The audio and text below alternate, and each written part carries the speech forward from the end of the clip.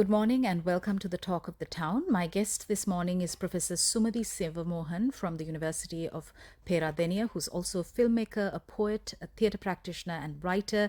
Good morning and welcome to the show, Professor. Thank you for having me here. Let's talk about the importance of democratizing the practice of higher education as a national resource. Right now, we know that there's a proposal made by a parliamentary select committee to abolish the University Grants Commission and replace it with another body. Speak to us about some of the key issues that the higher education sector is facing as a result. The higher education sector is being attacked by external forces on at least two counts, maybe more. One is defunding.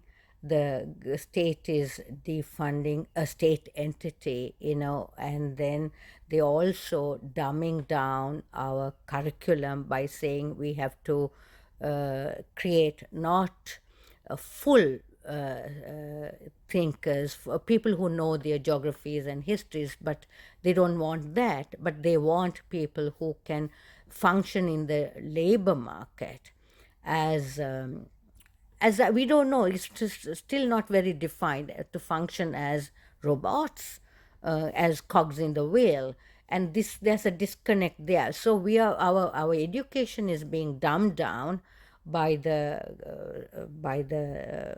policymakers, and coupled with that, we also facing severe issues of defunding.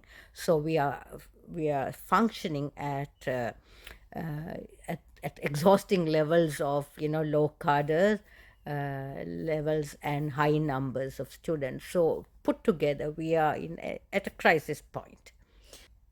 We are told of this concept of the unemployable graduate. There's a lot of negative messaging around this concept. How do you deconstruct it?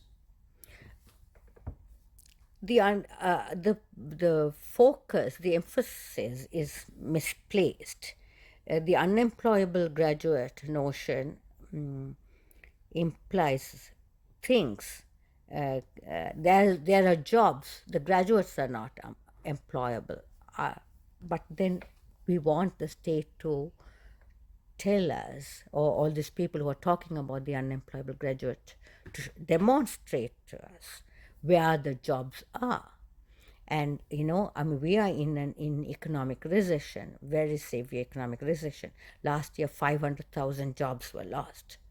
Right? Even before the crisis, when we did some research, we found that the jobs were in government and security sectors.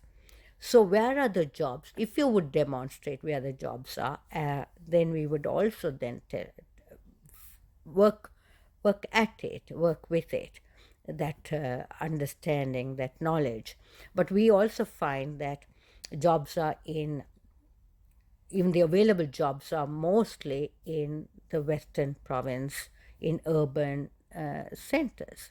And our students, our graduates are already at a disadvantage because they are coming from all parts of the country. And what are the salaries offered that they can give up their abodes in, like, a town, and come to the Western province when you're paying 50,000 rupees or something like that?